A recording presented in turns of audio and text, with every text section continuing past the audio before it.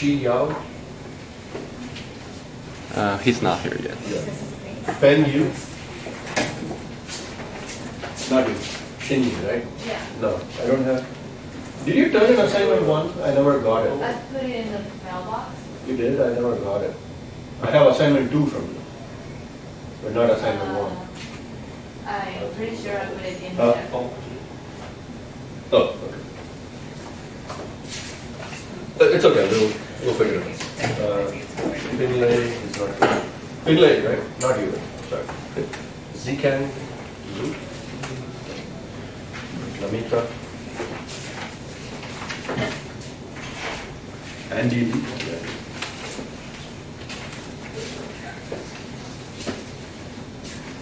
Sorry, I still don't know all your names very well.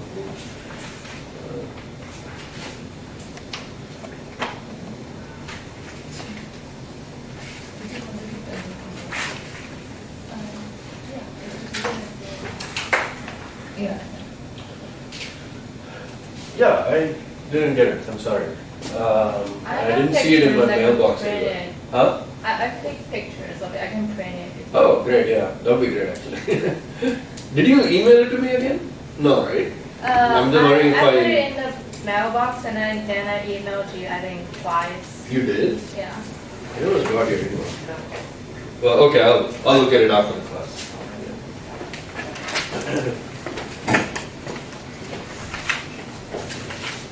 Okay. So today,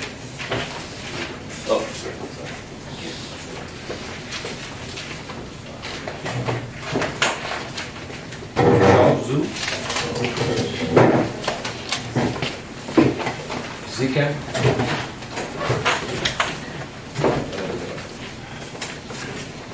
You're fiddling. Thank you.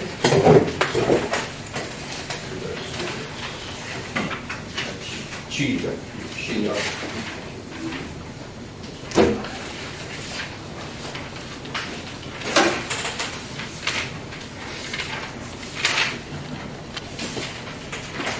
So we're going to have to do a makeup at some point for last week because technically we should have finished semi-classical atom field interaction last week. I'm hoping I can get through most of it, but maybe I'll have to leave some for next class. But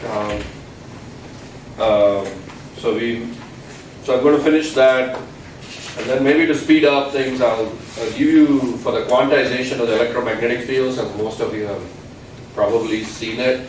There are some subtleties to it that maybe get glossed over in many textbook treatments, or maybe even in treatments that you have seen. So I'll give you like some detailed notes.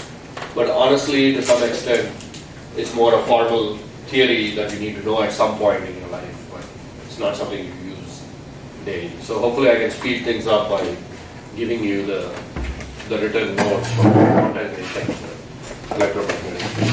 And that will help us to jump ahead of it. And I also realize I haven't been keeping up my word of posting the lecture notes. It's a little bit hard for me sometimes. I make changes and then I have to go back and scan it in and put it on the course server, and I forget to do that. I'll try to get all that done later this week. Okay, so alright, so extra class, I don't know if you guys, are you guys like taking other classes, or do you think finals week is sort of open for you? And then we can just make it hopefully simple and keep a extra class in finals week.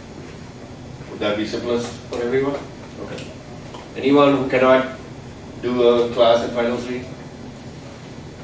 No? Okay, great. Okay.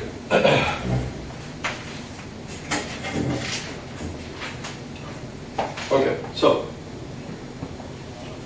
today we are going to consider multi-state systems.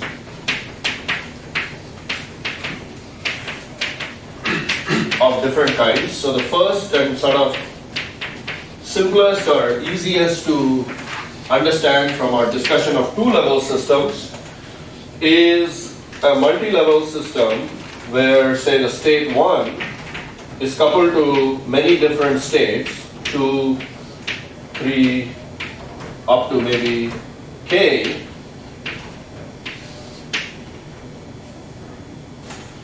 And the coupling is conducted by independent sort of drive fields. So we have a laser that's tuned here, another laser that's tuned there, another laser that's tuned here, and the coupling is characterized by the Rabi frequency omega k and the frequency, the laser frequency nu k. Okay. So this would be the first sort of example of a two-level system. It's kind of like a linear superposition of many two-level systems, except that they all share one common ground state. Okay, and the immediate sort of we'll apply this right away in the next in a bit. But let's just look at this Hamiltonian first. So the Hamiltonian in the bare basis, so just like bare atomic basis without making any approximations, except that we use the rotating wave approximation already here by just dropping any terms in the Hamiltonian that go as omega k e to the 2I nu t. So I haven't made the rotating frame yet, because in the rotating frame this e to the minus nu t will disappear and get absorbed into the basis states. But I'm going to show you a little trick which is kind of useful, so that's why I didn't do that yet. But of course, normally this should have both the e to the minus I nu t plus the e to the plus I nu t term as well. And I'm dropping that term by saying that when I go to the rotating wave approximation later on, that term will anyway get dropped. So I'm just going to drop it right away at the beginning. Plus, of course, the Hermitian conjugate. If you are not familiar, then I'm writing that out as Hermitian conjugate. Because of the dipole matrix elements that connect the two books.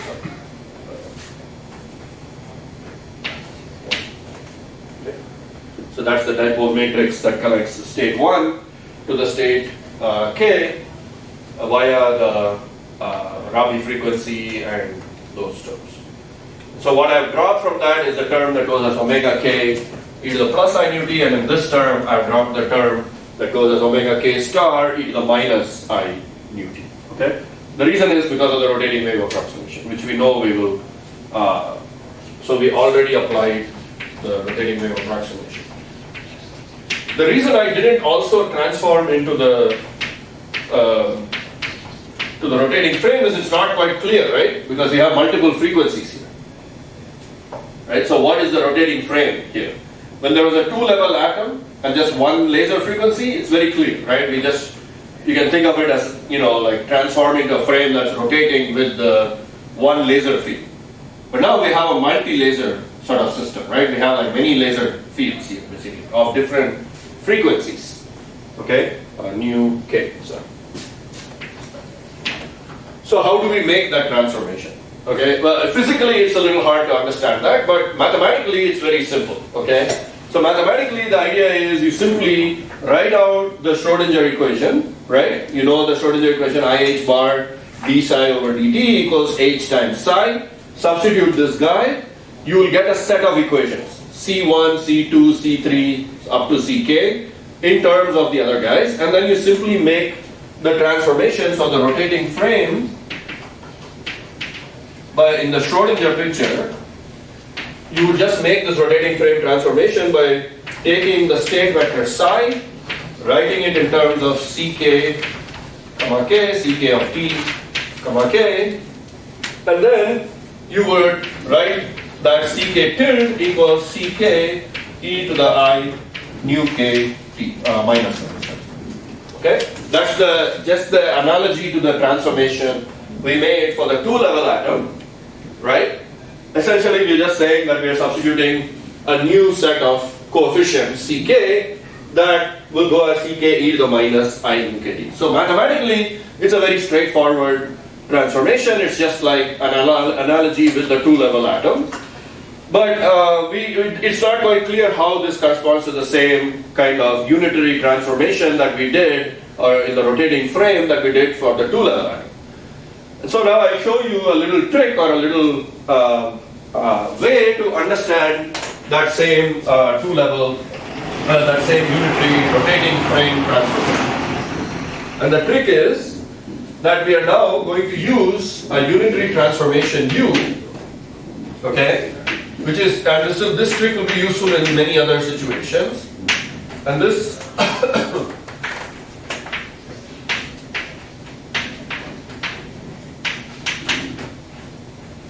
I can take P outside if you want, K times K. So this is a unitary transformation, as you can verify, right? Because the matrix up there is a Hermitian matrix, so this will be a unitary transformation. And you can also verify it by just acting this on, say, state M, right? So for example, U acting on any state M, right?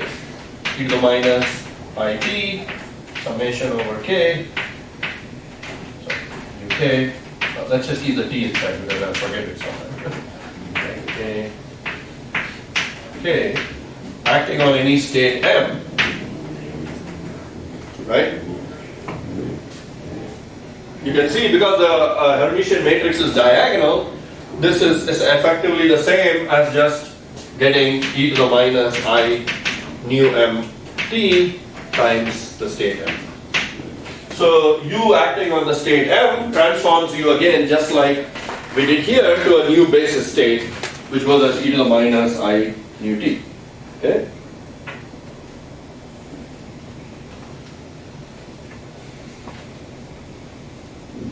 Okay, and then from just the same analogy that we have done this kind of transformation before, if you go back to our derivation of the mu dot E Hamiltonian, remember we carried out a unitary transformation R on the Hamiltonian, on the system, and then when you do that, H becomes some new H prime, which is given by U inverse HU minus IH bar U inverse du over dt.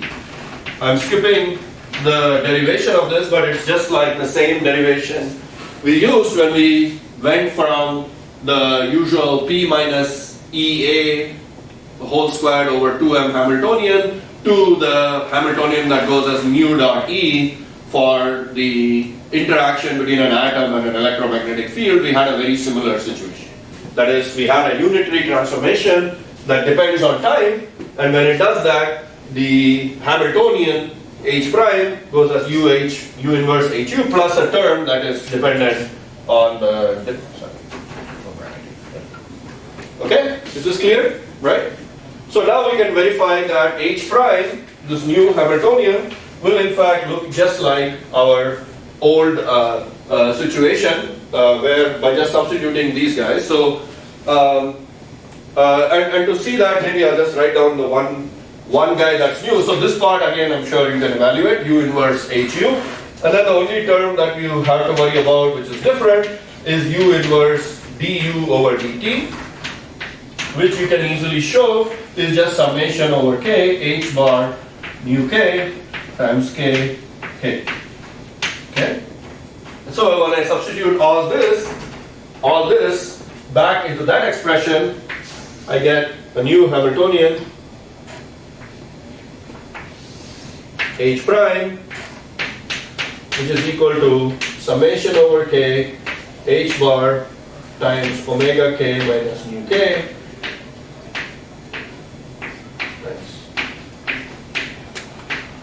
K minus h bar over 2 times summation over k omega k times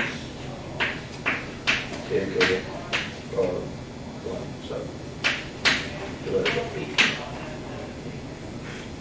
plus 32.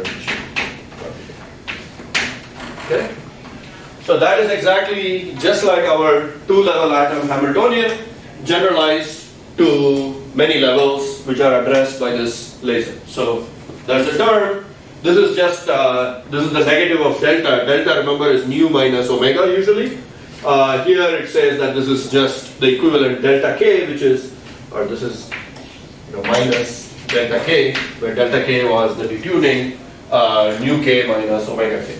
Okay, and the other term is just what you would expect if you had gone into a rotating frame, that each one of these rotates at this frequency e to the minus mu k. But I have done it through this interesting unitary transformation. So remember this kind of transformation because we will use this later on in many other situations as well. Okay?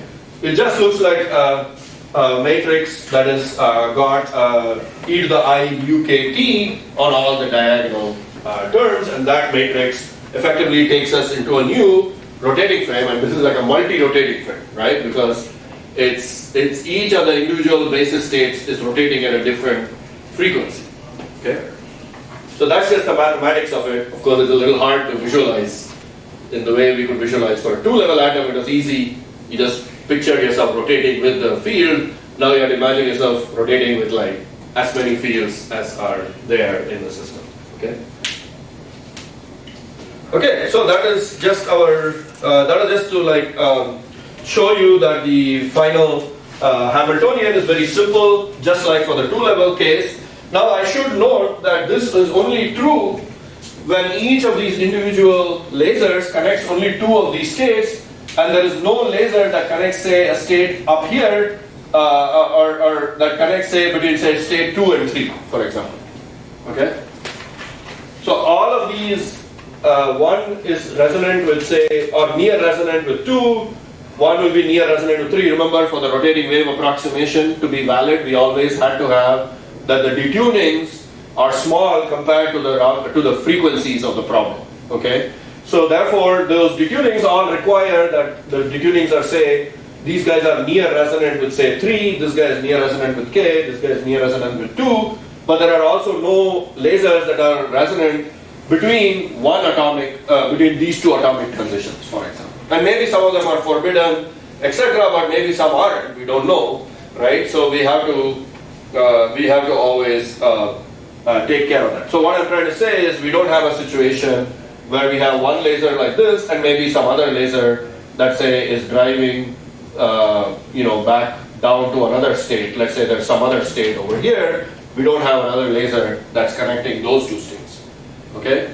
In that case, we would have to do something different, okay, than the treatment that I just showed you. And I'll come to that at the sort of the end of this class if I can. Okay? So as long as just one state, one here, is driven by multiple fields, and the other states are all only addressed by that one field each. So here, there's only one field that addresses each of these states. This guy is driven by multiple fields. It's okay. This Hamiltonian and this approximation is going to be good. Okay, as long as the drive connects to different end states in the problem. Okay, and you can understand that because basically then there will be interference if there are two drives that connect to the same end state. Now you have two different pathways for the system to evolve, and that of course leads to interference in quantum mechanics. We can't just simply take this simple superposition of all the states. We have to do a little bit more complicated techniques. Okay. Okay. And so now why do we take this multi-state system? Because now we're going to use this to consider the very classic or very famous sort of system that you all considered before when you did time-dependent perturbation theory, which is a transition for an atom from its ground state to an ionized state. For example, when you did Fermi's golden rule, you probably derived what is the transition rate for an atom to get ionized by a laser or something that's tuned into the continuum of the hydrogen atom, for example. Okay? And you calculated what the probability was and the rate was. And so now we're going to rederive that in the quantum optics picture. And also, actually, we're going to have the ability to go beyond the Fermi golden rule. And this will actually introduce some interesting concept as well. Okay, so the system now that we're considering is very similar to this earlier system. Okay, I'm just going to redraw it over here. We have many states over there, and we have one bound state B, which is like the one of the earlier system, and then we have a continuum of unbound states.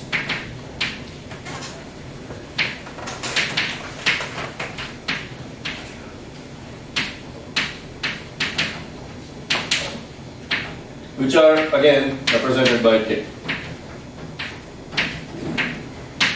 Okay. And we have a laser which is tuned somewhere, omega k and mu. So we only have one laser here, so it has only one frequency mu.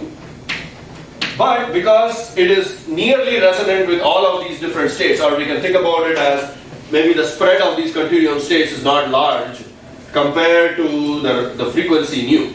Okay, so that we can think of this as being nearly resonant with all these continuum states. As an example, if you had an electron and you're taking it out into the infinity as a plane wave, then all of those states roughly have some energy h bar squared k squared over 2m, which you can approximate as being not very different from each other if the spread in the case is not tremendous, okay, compared to the actual frequency of the problem. Okay. So, or you can think of it as that the final states are all having some slightly different dipole moment. So different Rabi frequencies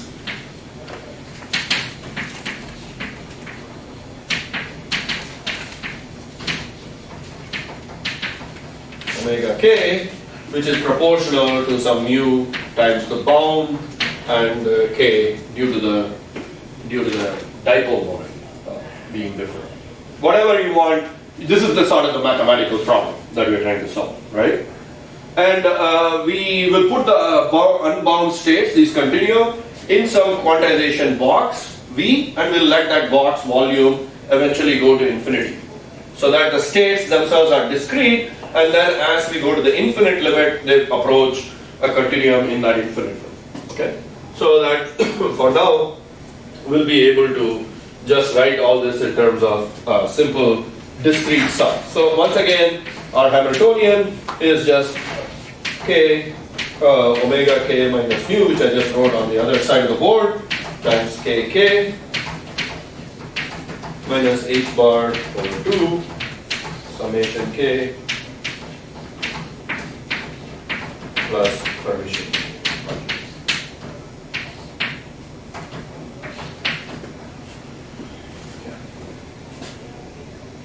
Oh, sorry.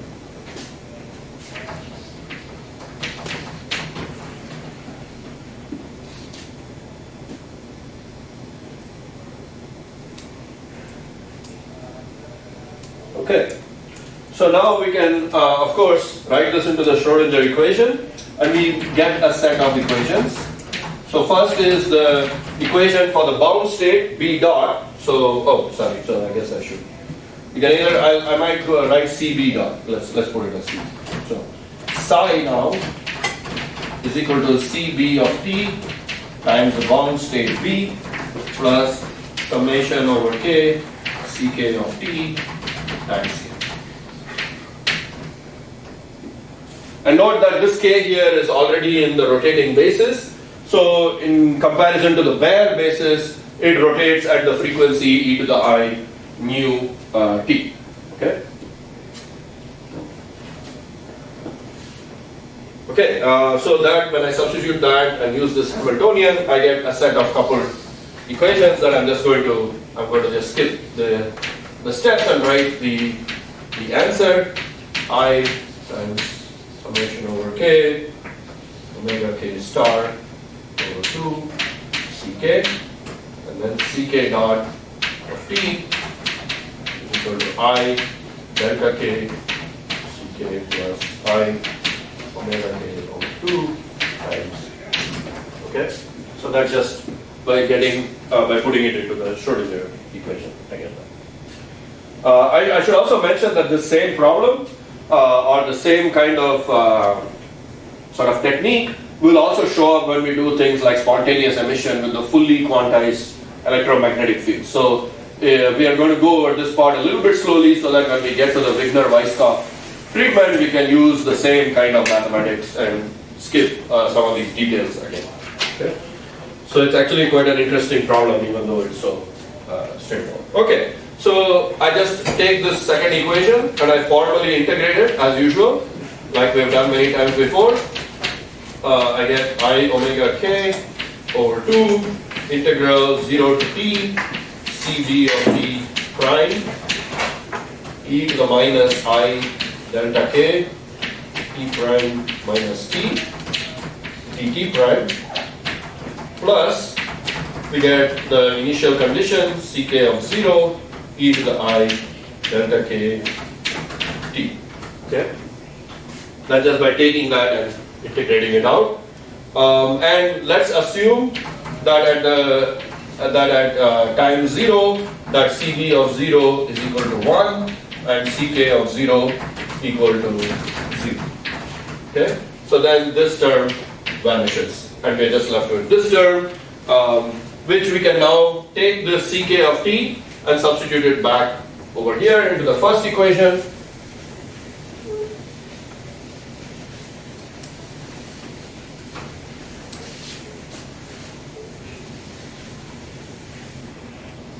So that Cv dot of t, when I take this expression and put it back here, I'm going to get, again, I'm skipping some of the steps, just basically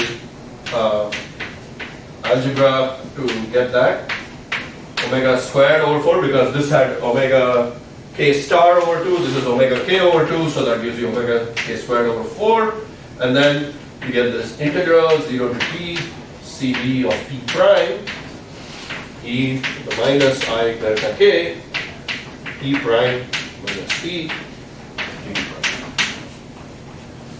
And so when you look at this expression, of course, this is essentially an integral differential equation, right? Because I got an integral on the right hand side and a differential equation on the left hand side. So in general, this is not solvable, right? This is going to be not going to give you any analytic results, certainly.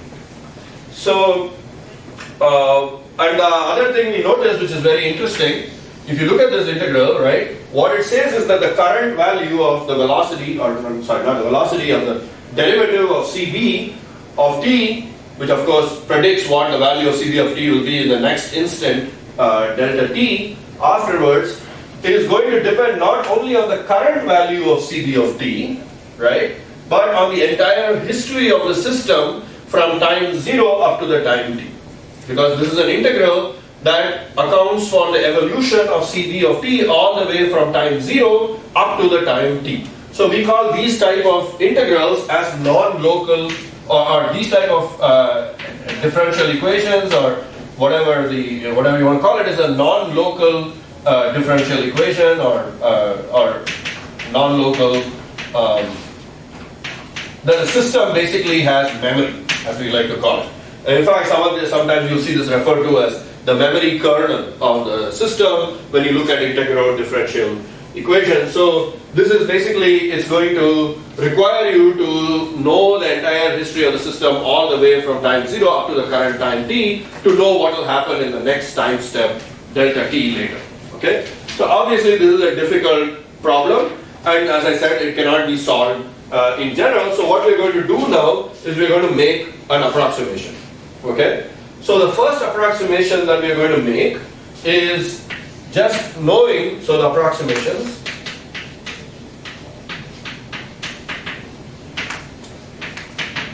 And we will see later that the same approximations also pop up when we do the master equation for the system, which takes into account the entire quantization of both the system and the environment.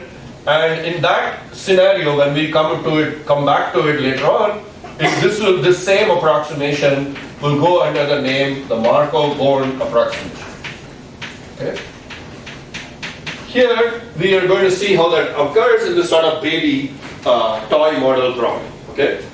And the understanding of this is coming from the fact that we look at this problem, you see that this e to the I delta k, if I can interchange the summation, if I can interchange the summation and the integral, right, which I can do under certain sort of mathematical conditions that I'm not going to get into, basically depending on whether the integral exists and the summation exists and so on. But let's assume that both of them exist so that we can do this. Then when I put that summation inside the integral, you're going to get a term, right? So let's just look at one of the terms. So inside the integral, if I can exchange it, omega k squared, right, e to the minus I delta k t prime minus t. Okay, so I'm going to have this kind of a term inside the integral, right? And this summation over k omega k squared e to the I delta k over t prime minus t essentially represents some knowledge about the density of states of these of this continuum, right? Because that summation over k, when I try to make it, it represents how many states there are in some range of energies over which delta k is, if delta k is very large, for example, then this term will oscillate very quickly, and this term will die out when I do the integration, right? Because when I do the integration, I'll have many oscillations due to this cosines and sines in here, and that will basically average out to 0. Okay, so this term, what it's saying is that we can this summation will be non-zero only for terms that are where t prime is approximately close to t, because otherwise the oscillations from delta k are going to make it average out to 0. But when t prime is almost equal to t, then this term will be essentially close to 1, and then we just have to evaluate this summation using the sort of the density of the final states kind of argument. So what this says is, in this sort of approximation where the density of the states is very that is that the mode spacing is very dense, okay, so that there are lots of frequencies very close to each other rather than just one or two discrete frequencies. If there are just one or two discrete frequencies, of course we can just evaluate the sum, right? If there's just one or two of them spaced discretely, I can just evaluate the sum, right? For all, let's say there are two of them, that's easy, right? I mean, cosine some 1 cosine omega 1 t prime minus t plus some cosine omega 2 t prime minus t. But as I get to the sort of the continuum limit where there are many of them very densely spaced, we begin to see that this term will only be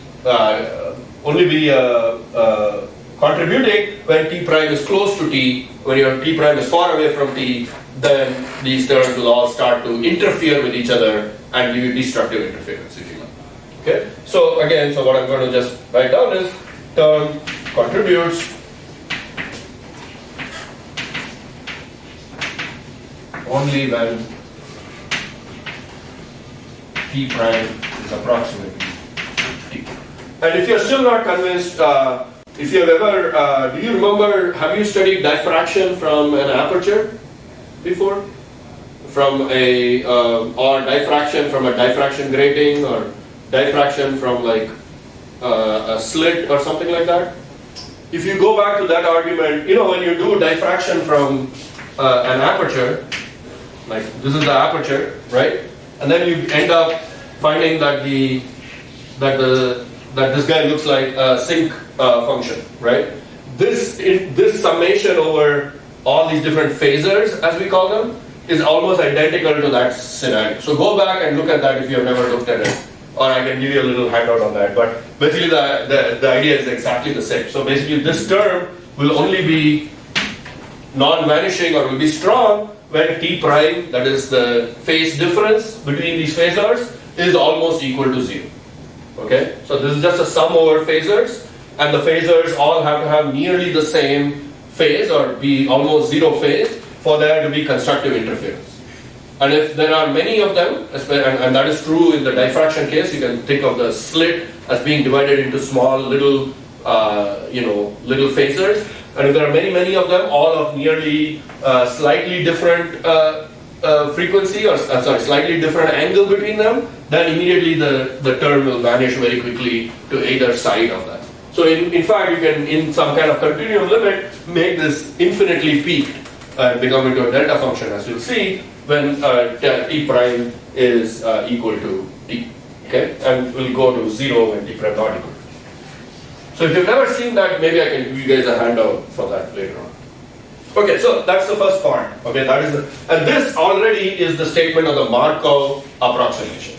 Okay, because what it says is that this summation only contributes when t prime is on the order of t. So that whole history of the problem. Remember, I told you earlier you would have to know the entire history of the system, all the way from C0 up to t, to solve this differential equation. Okay. Now I'm saying I don't need to know that. I just need to know what t prime equal to t, that situation is. Okay? The other part, which is the Born approximation part, says that these terms, omega squared, the Rabi frequency is sort of weak. The coupling strength to the continuum is weak for any one state. Okay? Of course, when you sum up over all the states, there may be some non-zero probability to go into the excited state. But for every individual state, sort of the dipole moment or whatever is small, so that the contribution to this integral from the system, the CB of t prime basically is almost the same as CB of t, which also you could think about as saying, when I interchanged the summation and I got this t prime almost on the order of t, that's effectively also setting CB of t prime also almost equal to CB of t.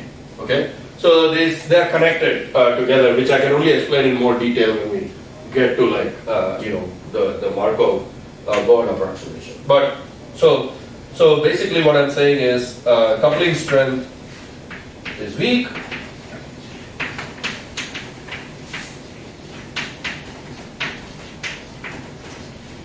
So CB of t prime is on the order of CB.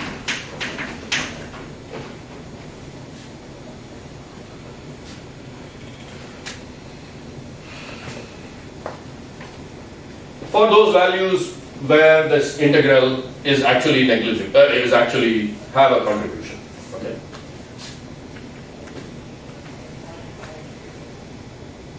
Okay. With those two approximations, we can immediately pull out the CB of t basically from this integral. Okay.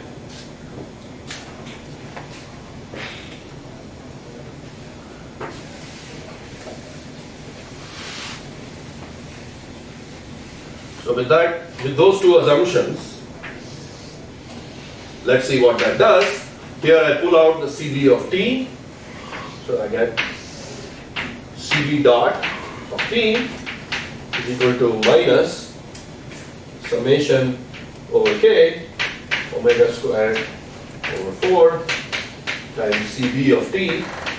I pull that out from the integral times integral 0 to t e to the minus I delta k t prime minus t. So that's the magic, right? Somehow I managed to just pull that guy out of the integral. Yeah. So with that magic, then everything works out well. I can just evaluate this integral from 0 to t. Okay, and in fact, we're going to evaluate this integral in the so-called long time limit. That is, as t gets larger and larger. Okay. So as t in fact goes to infinity is when we're going to evaluate this. Okay, so to evaluate this, you might have seen this trick many times before. What I need to do is integral 0 to t e to the I delta k t prime minus t dt prime. And what I'm going to do is I'm going to call that as the limit of another integral with epsilon going to 0, where I introduce, because of course, as we were just discussing, e to the I delta k is just cosines and sines.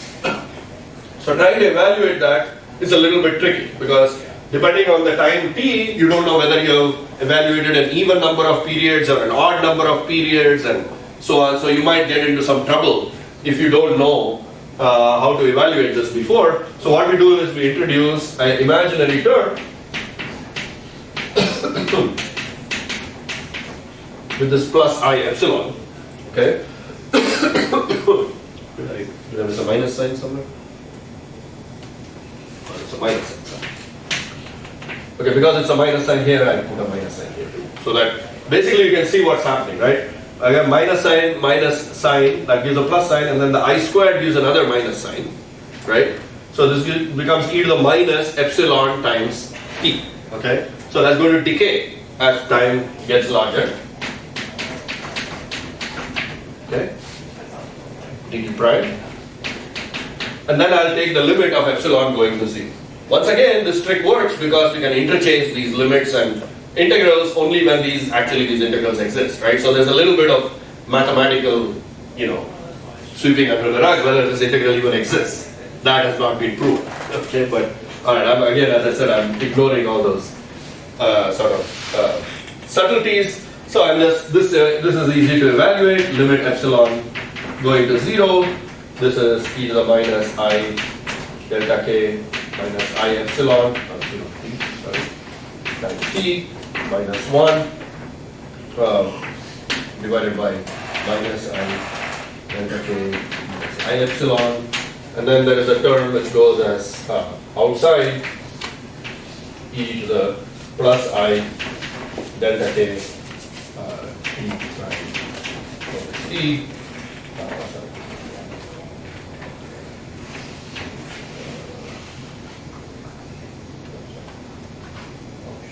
No, t prime.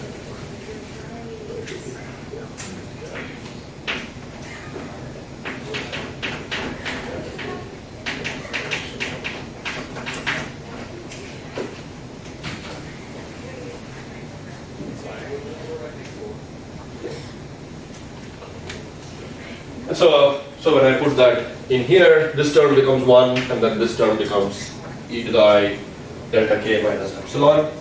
Sorry, I should just look at my notes. So I'm trying to do it over there. Can I erase this?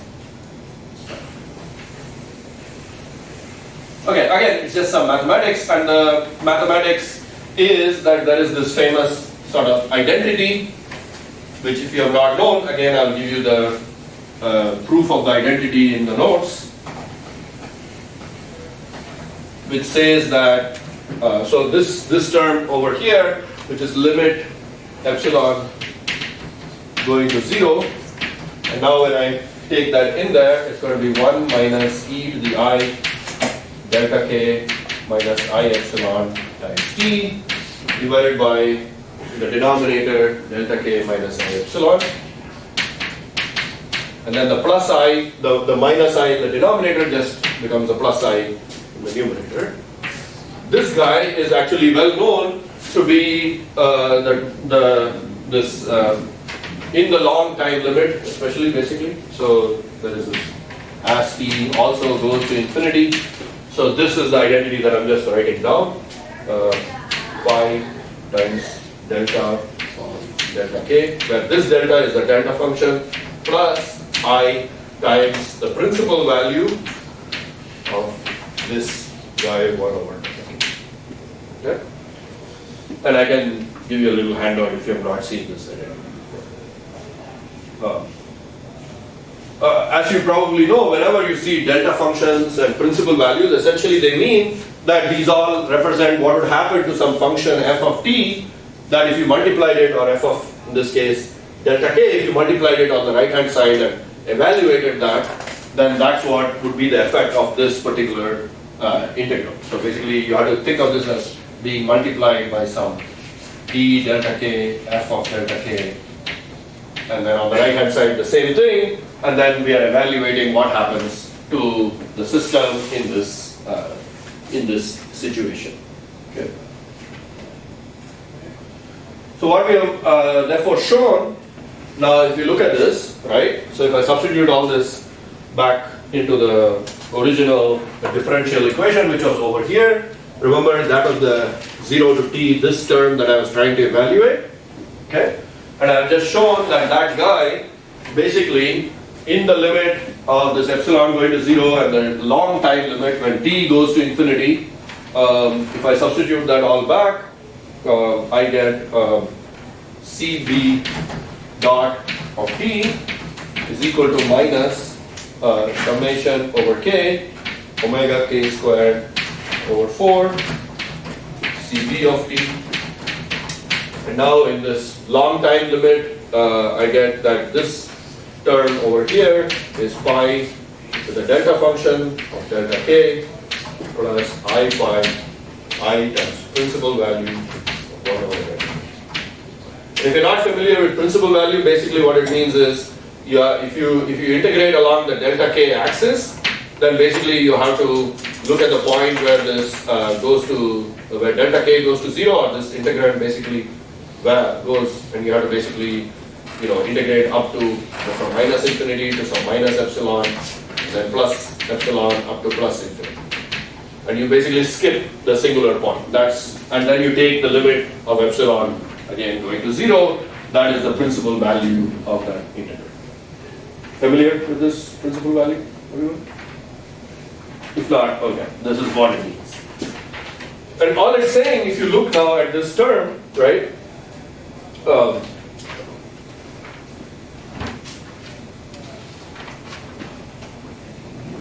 what I can write this is minus CB of t.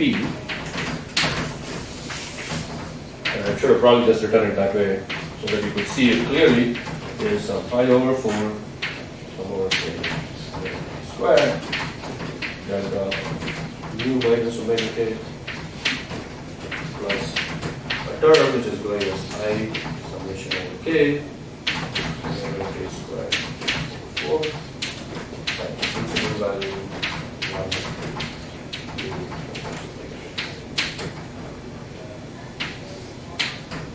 So if you look at these terms, you see this guy, remember, goes as omega k squared over 4 delta, essentially, if you ignore the principal value for a moment. Where have you seen something like that before? Omega squared over 4 delta. What does that remind you of from the earlier 2-level atom description? Where did we see something like that? Some kind of shift in the frequency of the state, which goes as omega squared divided by 4 delta? AC star shift. So in fact, this term here can be represented as what we call the AC start shift, which I'll just give this sort of delta start. Okay. So that just essentially renormalizes the system. Okay. Says that originally the frequency was, say, nu omega k from the ground state.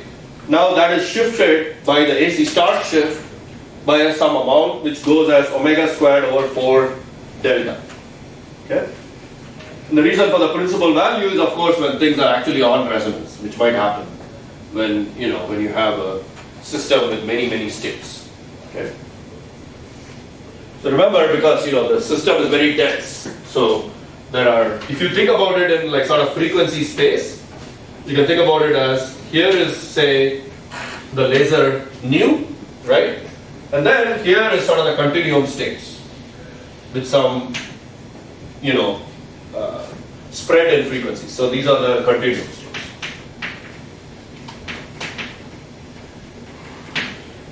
And so there are going to be renormalizations at each of these frequencies due to the AC star shift, which is going to shift the spectrum of the continuum a little bit. Okay? So that's this term because that has an I in front of it. But then we also see this term, which because of the minus sign, this represents a decay. This is gamma. And what's the notation? Gamma over 2? Yeah, gamma over 2. And the reason why it's gamma over 2 will be clear in just a second. So if I now rewrite this differential equation, it's very straightforward. CB dot of t equals minus CB of t times gamma over 2 plus I delta star. So the ground state or the bound state has a simple solution. CB of t equals CB of 0 e to the minus gamma over 2t e to the minus I delta star t. So the effect of driving the system from the ground state into the continuum is to cause a decay of the population of CB, okay, as well as a shift, a renormalization of that energy of the bound state. Okay? This is very cool because when you think about it, I started with a product which is completely Hamiltonian. Right? That I never introduced any dissipative term into the Hamiltonian. And yet I've ended up with a decay out of the population from the ground state. So this gives us the first hint that as soon as you couple a system to a continuum, a reservoir, okay, in this case the reservoir is whatever the plane wave states or continuum states are for the hydrogen atom, you end up with spontaneous decay out of the bound state. Okay? And this, of course, in our problem, we actually had a laser that was driving this transition. When we do the quantized field, we'll see that it can happen even when there is no laser, but due to vacuum fluctuations of the quantized field. Okay? So that is a basic result from this derivation. And of course, it works because of the Markov-Born approximation that we made, which is that telling us that there is a very dense continuum which couples to our laser frequency or our atomic transition, and that dense continuum is so dense that we can make this sort of approximation, and we can assume that the coupling to the continuum is so weak that individually the amount of change in the states is very small for some time delta t. Okay? Effectively what I'm saying is that CB at time t plus delta t and CB at t, they are almost governed purely by what happened at CB of t. So that's the Markov-Born approximation. So now I want to emphasize an interesting point. I don't know if you remember your Fermi's golden rule derivation, but if you go back and look at the Fermi golden rule derivation in your graduate quantum textbook, you'll notice that it was done in the perturbation theory argument, right? It's usually done in perturbation theory.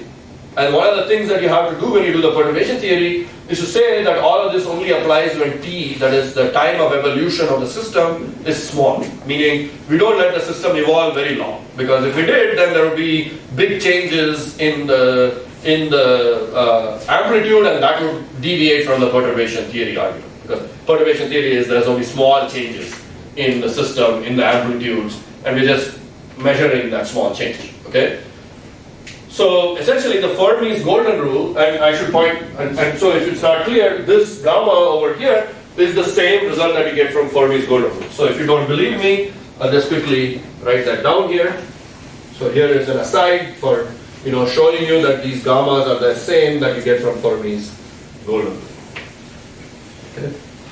So in Fermi's golden rule, when you have a system which is say going from some initial state to some final states, right, I to F, then the transition gamma from say the bound states up to the continuum states, so in our case it's the bound state up to the set of continuum states, then the decay or the transition rate, which goes as dp from b to k divided by dt, this is the transition rate, right, in Fermi's golden rule, is given by 2 pi over h bar summation over the final states times the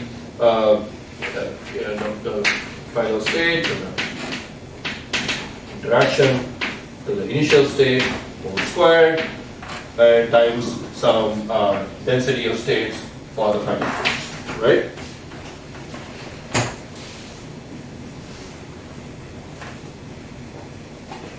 Actually, since I did the summation over k, here there should be times the delta function mu h bar. When I take the summation, I'll introduce the density of states. Delta h bar mu.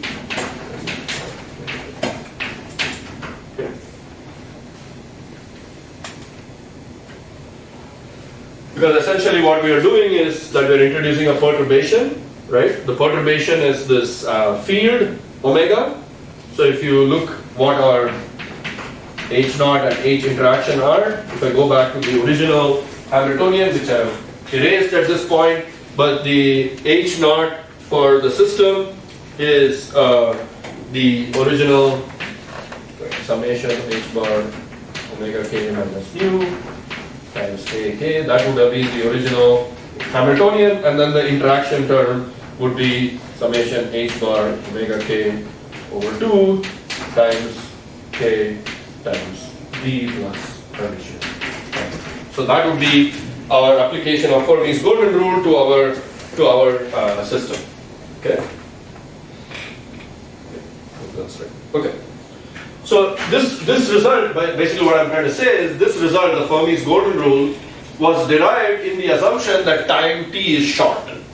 Now we don't let the system evolve very long, because that's what perturbation theory arguments tell you, that you should not let the system evolve for a long time, because then you could have significant deviation from the original system. Okay, so I won't go through the algebra, it's very straightforward. You can just substitute now the interaction Hamiltonian into this term over here, okay, and carry out the summation over the final density of states, and you'll get that this gamma bk is the same as this gamma over 2 over here. Okay?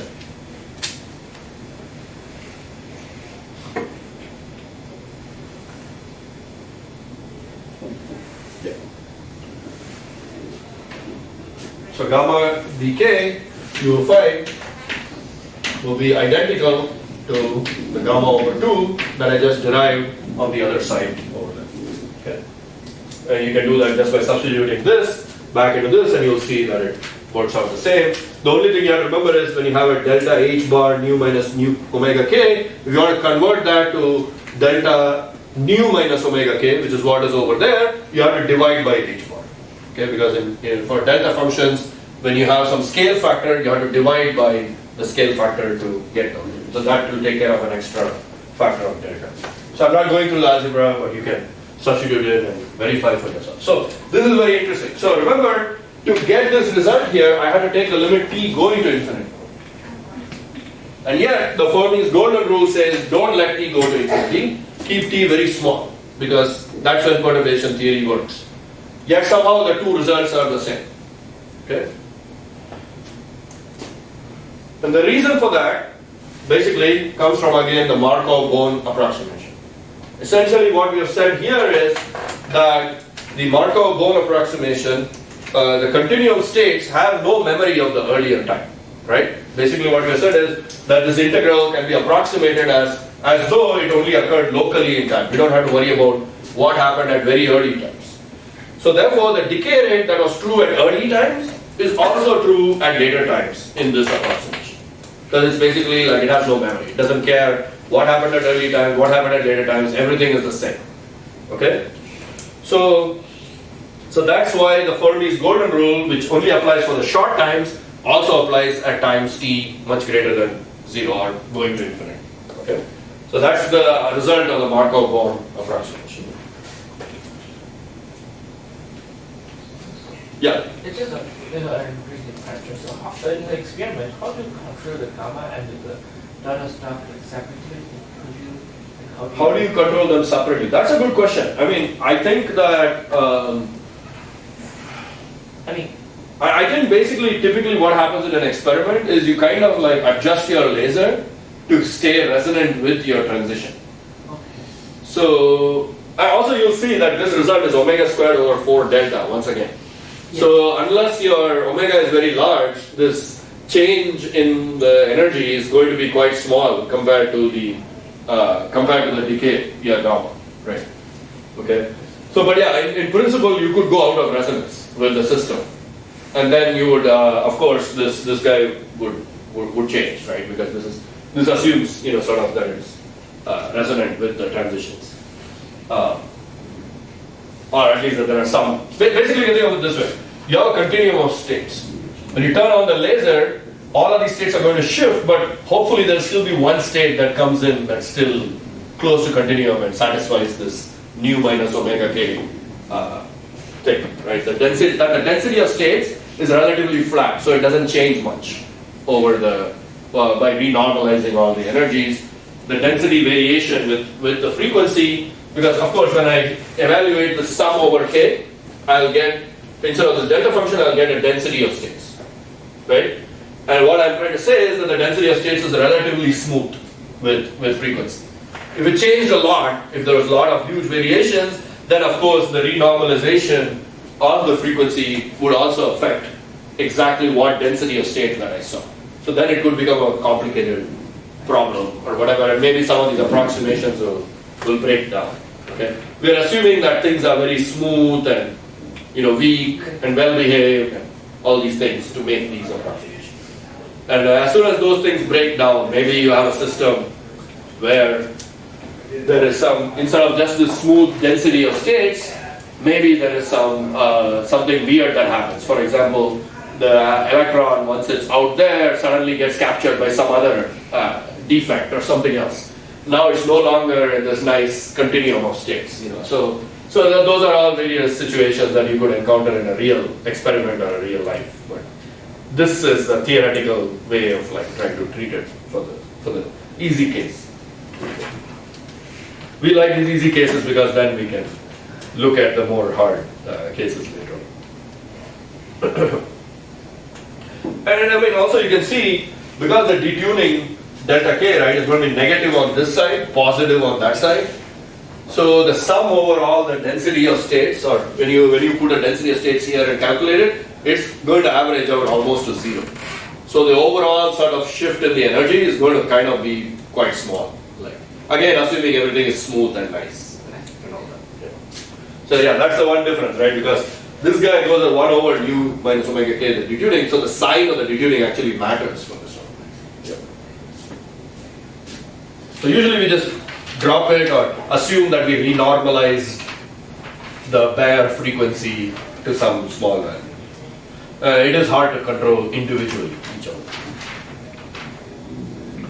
Okay, the last part of this treatment, so I wanted to really be faster along, so I'll just quickly point out that we can now substitute for Cv of t, because we now have the solution for Cv of t, back into the differential equation for Ck of t. Okay, we can find out what Ck of t is, which gives you sort of the because remember the system originally was psi of t equals Cb of t times b plus Ck of t times k.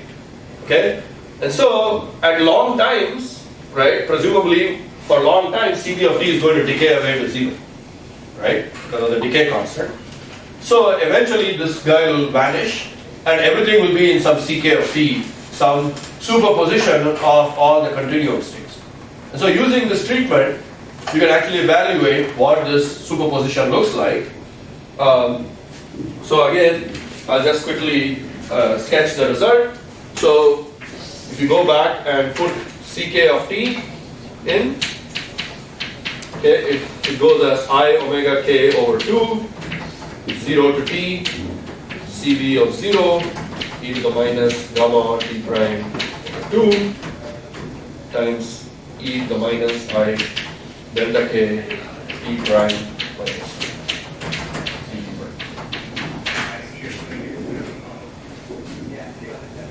Okay, and we can do this integral. So Ck of t equal to I over 2 omega k over gamma 2 plus I delta k times 1 minus e to the minus gamma over 2 minus I delta k.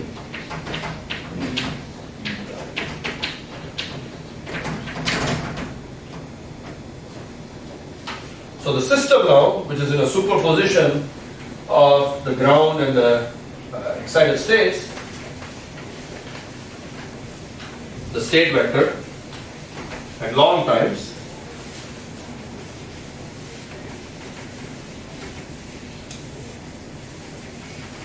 so when t goes to infinity, this term will basically go to 0. So Ck of t going to infinity will be equal to I omega k divided by gamma over 2 plus I delta k. Start with 2 here. Delta k t, and psi of t. Remember, psi of t is just going to go to summation over k, Ck of t times k. Okay. And if I want to go back, remember this k is from the rotating basis, right, in the rotating frame. So if I want to go from here back to the bare lab frame, so to speak, I have to multiply this k, or equivalently you could say that I change the state vector, right, by this amount, k bare, or original, or whatever you want to call it. And now I substitute all that back. This goes as summation over k, I omega k divided by gamma over 2 plus I delta k e to the minus I omega kt times k bet. Okay? So you can see, like, if this were a, if k is, for example, a free electron, these guys will have e to the ikx going with them when you project onto the position basis. And so this guy will look like an outgoing wave packet, a plane wave, right? E to the ikx minus omega t with some amplitudes for the different frequencies which you can evaluate, and you'll get some wave packet basically, right? For this term, when I sum over all the final density of states. I won't do that here because obviously you need to assume something for the final density of states, but you can show that this will correspond to some left-going and right-going wave packets. So what this is saying is that when the electron gets ionized from the atom, then you can think of it as the electron is in a superposition of both left and right-going wave packets, of course, in 1D case, right? If you're just thinking about atom on a 1D line, of course, if it's 2D or 3D, then you have to change, it becomes spherical waves that are emanating from the system. But for 1D case, you can evaluate this will go as some left and right going wave packets. Okay? And you can do that straightforwardly. I'll assign it as a homework problem once you. Essentially, you have to do the sum over density of states, etc. Over. Okay. I'll give that in the homework. Okay, so we finished this treatment of multi-state systems and bound to continuum transitions. I promised to give you some of these identities and proofs and all that. In the remaining 10 minutes, I want to quickly introduce the Adiabatic Theorem, which is a slight shift in the gear, but remember before we started, we were talking about adiabatic passage in a two-level system, and I promised that I will come back to it at the end of this discussion of multi-level systems. I could go in two different directions, so maybe I can ask you. So one is I can actually tell you about the adiabatic theorem and tell you about adiabatic passage, or we can consider we will talk about two-level systems, we can also talk about three-level systems. Okay? So we are sort of running short on time. I want to move on to quantization of the field. So the question is, which one would you like to hear about? Adiabatic theorems and how to understand adiabatic theorem and adiabatic passage. This is actually kind of important from quantum information processing perspective because adiabatic quantum computing is a sort of big area in its own right now. So you should at least know the fundamental adiabatic theorem. Or if you are more interested in things like quantum optics, where there are many cool effects such as electromagnetically induced transparency and lasing without inversion and all that stuff, then you have to understand the physics of 3-level atoms and 4-level atoms or lasers, things like that. All these require understanding the physics of multi-level atoms, basically, where we don't talk just about 2-level atoms, we have to go to like multi-level atoms. So, give you a little bit of a choice. Which one would you like to hear from more? Any votes? Multi-level atoms or 2-level and 3-level atoms? Any votes? No votes. Oh, 1 vote. Okay. 2 votes. Okay. And adiabatic theorem and adiabatic passage. How many people want to hear about that? Okay, we also only have 2 votes. Other people have don't care. Okay, so maybe what I can do is, again, I can skip some of the details, give you just the fundamental theorem and the implications of the theorem, and work through an example for the adiabatic theorem. And then I guess we'll have to take some time in the next class and briefly talk about multi-level atoms or so. I'm running pretty short on time, so let me speed up here. Any questions about this? I realize some of this could have gone by fast, but I hope you understood the basic physics and the central approximations that are made in this argument. Any questions about the central kind of approximations? There's a lot of math, I know, but math is generally speaking not too hard to understand if you go back and look at it. Any questions about the the physics and what we did. Was there anything that was not clear about the approximations that we did?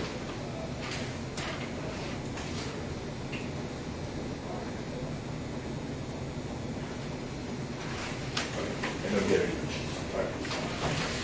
Right. Stop me or come by if you have questions about this.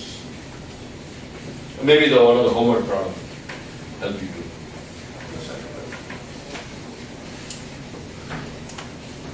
So I'll just introduce the statement of the adiabatic theorem and then we'll work out the example in the class. Next class.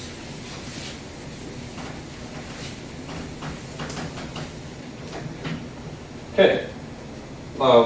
So the general field or thing that we're talking about is the adiabatic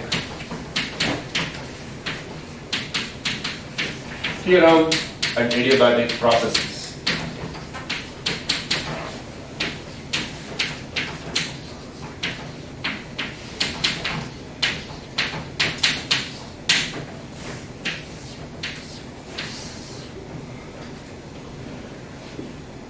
So generally the idea is that you have some Hamiltonian for the system which is dependent on some parameters. As a standard example, we take for example the two-level atom. It has two parameters, the detuning delta and the Rabi frequency omega when it's being driven by some electromagnetic field. That's just one example. Of course, there are any number of systems that are controlled by external parameters that you can come up with. Okay. And the idea is that the final state of the system is independent of the way in which these parameters are changed, as long as they're changed slowly. Okay? I put slowly in quotation marks because, of course, we have to define what we mean by slow. Okay? So slowly or adiabatically, as we call it, no matter what happens, no matter how we change the system, what path we take, so to speak, in parameter space, the final state of the system is always independent of this path in the parameter space, as long as the rate of change of this parameter is slow. Okay. So the theorem is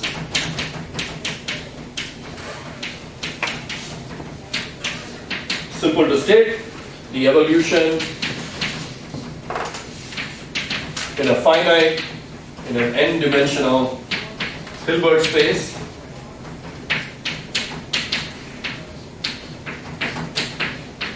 with Hamiltonian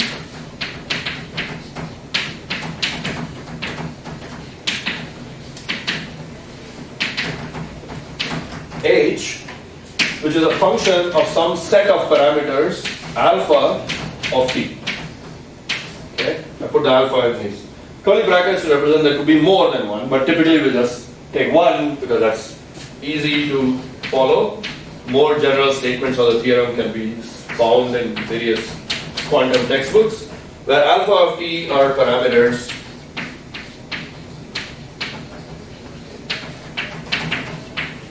changing in time.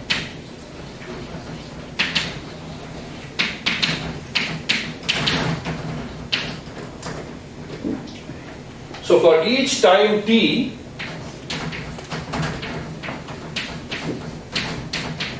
define instantaneous eigenstates. These instantaneous eigenstates, epsilon k of t, satisfy or eigenstates of the Hamiltonian at time t. Okay? And because the Hamiltonian is evolving with the parameters, these eigenstates are also therefore evolving with time. Okay?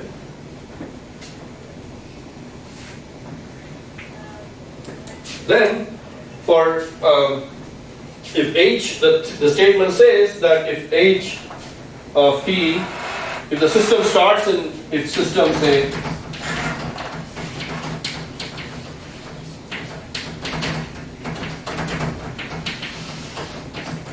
state L, then for sufficiently adiabatic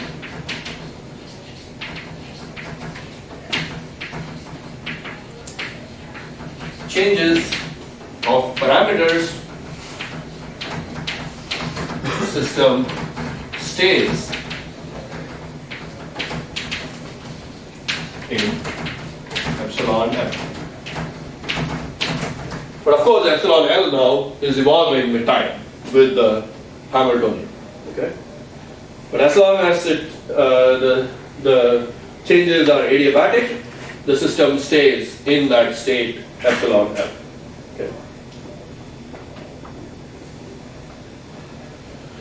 So the proof of the theorem, and this is the part that I'll probably mostly skip or hand down to you guys,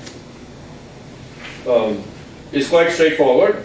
You basically start with, I'm out of time, so let me just deal with the quick result in the next class. Essentially, you'll start with the state vector of the system, expand it in the complete set of eigenstates, and then put in the Schrodinger equation. And then the only trick is you have to be careful, because now both the eigenstates themselves are changing in time. So when you take time derivatives or whatever, you have to make sure that you account for the change in the eigenstates of the system. And once you do that, you can write down some set of coupled equations, and you can show for sufficiently slow changes that the coupled equations will show that the system stays in the same eigenstate throughout the evolution. Does it require this to be degenerate? Yeah, there's probably, yes. So this is assuming that there are no degeneracies in the problem. But usually the degeneracies just will imply that there is some rotation matrix in the subspace. Basically. I'm just thinking if it's non-degenerate, well, this stays in the subspace, so that thing will still be that state. Right, so this is for non-degenerate subspace. Yes, sir. If it's If it's degenerate, it will stay in the subspace, but of course the system can now have some change in the actual within those eigenstates. But as long as it stays in the subspace, you can probably rediagonalize, etc., and so on. There's actually some interesting effects. So those go under the term of like non-abelian stuff over there. Like, you know, what we'll show is basically that the system stays in the state epsilon L, but has a phase factor. And phase factors go as abelian group. Okay, so that means that they commute with each other or whatever, basically. Okay, because phase factors can be interchanged, right, essentially. Whereas if you have like a degenerate subspace, now you have rotations within that subspace. There's a matrix which don't commute. There's a non-abelian sort of transformations. So there's actually very interesting sort of things there, but we won't be covering that here.